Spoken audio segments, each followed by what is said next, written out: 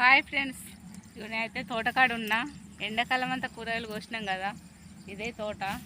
గడ్డి అయితే చూడు ఎట్లయిందో. అవి మొత్తం బెండ చెట్లు అయితే ఉల్లాడిపోయినవి. చెట్లకైతే నీళ్ళు వచ్చినవి. చెట్ల నీళ్ళు అయితే 2 కుండలాగా అయినవి చెట్ల నీళ్ళు. గడ్డి అయితే ఇవి గోంగూరును ఇవన్నీ అలసంద చెట్లు పెట్టిన అడుగు నా నిలబడి ఉంది ఫ్రెండ్స్ గడ్డి. తోట అయితే ఇడిచిపెట్టినట్టు. మేము ఇడిచిపెట్టినాం. కాయలు అయితే మొన్నట్రాకి వెళ్ళినవి. వారం అయితే అది కాయలు బందాయి. చెట్లలో అయితే ఏం ఆశ లేదు ఇప్పుడు.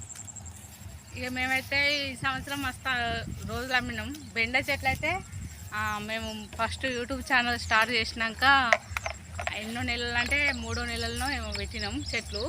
మొన్నట్రాక అమ్మినాం. బెండకాయలు అయితే చాలా వరకు వెళ్ళినవి. సోరకాయలు సుత వెళ్ళినవి. గోంగూర అన్ని కూరగాయలు కొన్ని తక్కువనే వెళ్ళినవి.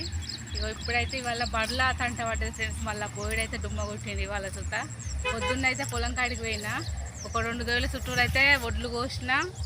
కొంచెం వెళ్ళనివి నిన్న మిషన్ బట్టి కోసినాం, కానీ వెళ్ళనివి గడ్డి ఉన్నాయి పాడినవి అయితే కోసి 12:30 వరకు వచ్చిన. ఎండకైతే వశం కాలేదు. ఇవాళ వచ్చి మధ్యాహ్నం 2 దాకా ఇంటికాడ ఉన్నాయి. ఇప్పుడైతే బర్రెలు నేర్చుకొని వచ్చిన.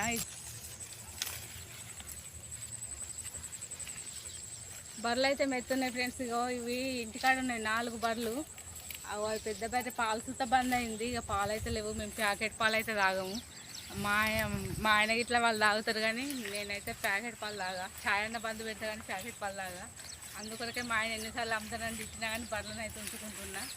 జనవరి వరకు అయితే వెళ్తే ఒకటి ఇంటది కావచ్చు. అప్పటి వరకు అయితే మంత్లీలో కొన్ని బర్రెల పాలు అమ్ముతారు. అవి అయితే తీసుకొచ్చుకుంటాను. ఇదైతే పొలము. కలుసులు చూడండి, సాంబ పొలం.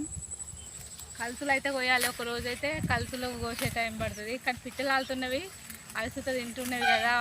మనం కోసి ఒడ్డు మీద వారితే ఏమవుతుంది అన్నట్టుగా. పిట్టలు చూడండి ఎట్లా ఆలుతున్నావో. చిన్న పిట్టలు ఆలుతున్నవి. అవి వీకైతే ఒడ్డు మీద వారితే ఉత్తగా ఎండిపోతుంది కదా. ఉత్తగా ఎండిపోతే ఏమవుతాయి, అవి బుక్కినా అని వాటికి కడుపన్న ఎండుతుంది. మనం పడేసినా పీక్ పడేసుడే కదా అని ఉంచుతున్నాం. ఒకవేళ ఇది సాంబ కదా, వడ్లు పట్టించి బియ్యం అమ్ముతాం. వాళ్ళు పైసలు పెట్టి కొనుక్కున్న వాళ్ళు సుతా మంచిగా ఉంటేనే మనల్ని కలుసుకుంటారు. కలుసులు ఉంటే మాత్రం అన్నం అట్లా వలుగుడో దొడ్డవడో అవుతుంది. అవి ఏసంగి వడ్లు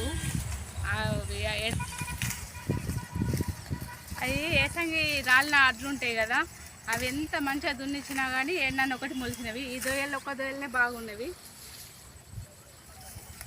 వాళ్ళనైతే కొత్తామనుకున్నా. పొద్దున్న అటు పోయి 2 దొయ్యలు సాఫ్ చేసి వచ్చి కలుసులు ఈ దొయ్యలు ఎద్దామనుకున్నా. ఈ పిట్టగాళ్ళు చూసి అయితే బంద్ చేసిన. వచ్చే వరకు అయితే బర్రెలు మట్లకున్నవి. వీటిని ఇరుచుకొని వస్తున్నానే వచ్చిన. చెరువులో నీళ్ళు ఉన్నవి కదా, అది దాటియే రాదు. మా ఆయన చూస్తే రమ్మన్న వల్ల ఆయన అయితే అటు ఒడ్డు కూర్చున్నాడు. నేను ఇటు పొలం పక్కకున్నా. ఇవి మధ్యలో అటు ఇటు తిరుక్కుంటూ మెత్తున్నవి. ఏదో స్థలాలు లేవు.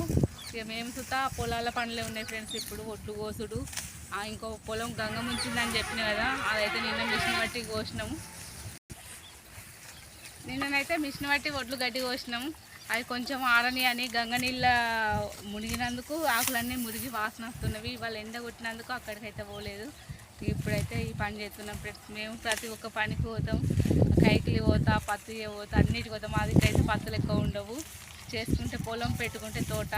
ఈ సంవత్సరం అయితే తోట ఎక్కువ రోజులు ఉన్నదని అయితే కైకిలి సుత పోలేదు. ఒక మా వరకే నాటుకు పోయినా. ఇప్పుడైతే పనులు అయితే మా పనుల వరకే ఉన్నవి. ఊళ్ళో సుత మంది ఖాళీగానే ఉంటారు. ఎవరైతే ఏం పనులు లేవు.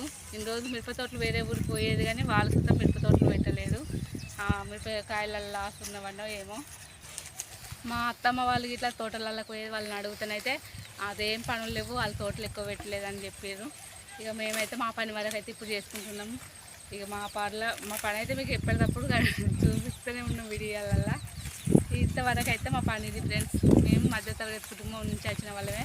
మమ్మల్ని అయితే సపోర్ట్ చేయండి, సబ్స్క్రైబ్ చేసుకోండి, షేర్ చేయండి, కామెంట్ చేయండి. మా పని నచ్చితే లైక్ కొట్టండి ఫ్రెండ్స్.